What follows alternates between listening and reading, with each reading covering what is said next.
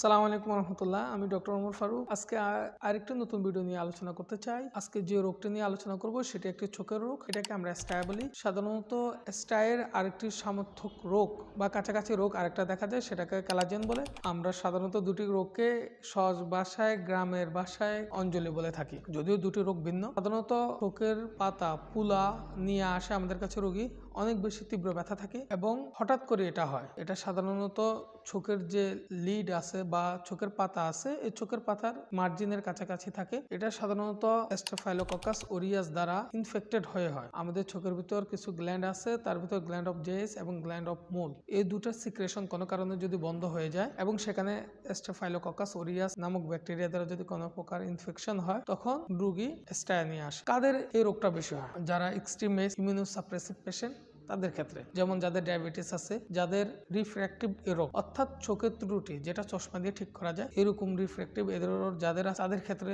এরকম স্টাইটা বেশি বেশি দেখা যায়। এছাড়া যারা চোখের হাইজিনটা সঠিকভাবে মেনটেন করে না, নিয়মিত চোখ দ্রুত করে না, অনেক সময় হচ্ছে অফিসের তাড়াহুড়া বা অন্যান্য কাজের ব্যস্ততার কারণে দ্রুত অফিসে চলে যাওয়া, এছাড়া সারাদিন ধুলাবালিতে থাকার পর পরবর্তীতে যখন বাসায় আসে সাথে সাথে মুখ না ধুয়ে বা চোখ পরিষ্কার না করে চোখ কসলানো ইত্যাদির কারণে সাধারণত এটি হয়ে থাকে। সাধারণত এটি যখন হয় তখন সেক্ষেত্রে আমাদের কি করা উচিত? আমাদের দ্রুত ডক্টরের শরণাপন্ন হওয়া উচিত।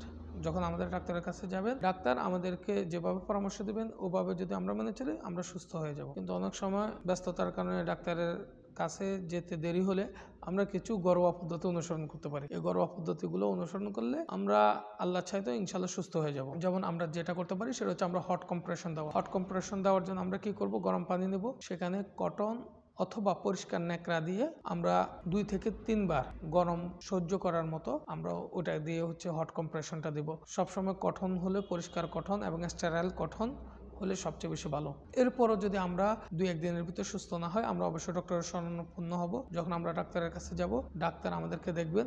যদি উনি মনে করেন ট্রপিক্যাল অথবা সিস্টেমিক যে ধরনের অ্যান্টিবায়োটিক দেওয়া দরকার, উনি ওটাকে তার ট্রিটমেন্ট প্ল্যানের ভিতরে রাখবেন। এছাড়া উনি অ্যানালজেসিক দিতে পারেন। অবশ্যই আমাদেরকে, যাদের এরকম রিপিটেড হয় তাদের ক্ষেত্রে ডায়াবেটিসটা পরীক্ষা করা এবং রিফ্র্যাক্টিভ এরর অর্থাৎ চোখের আমার দৃষ্টিগত দেখা জনিত কোনো ত্রুটি আছে কিনা সেটা অবশ্যই দেখে নেবে।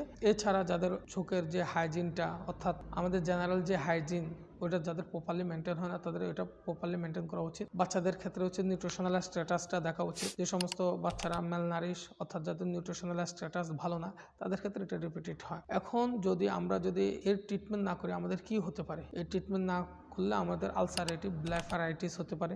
এছাড়া হচ্ছে সেলুলাইটিস হতে পারে, লিড অ্যাবসেস হতে পারে। খুব রেয়ারলি আরও 2টা কন্ডিশন দেখা যায়, সেটা হচ্ছে অরবিটাল সেলুলাইটিস এবং হচ্ছে ক্যাভার্নাস সাইনাস থ্রোম্বোসিস। তো আমাদের সবার উচিত চোখের প্রতি যত্নবান হওয়া।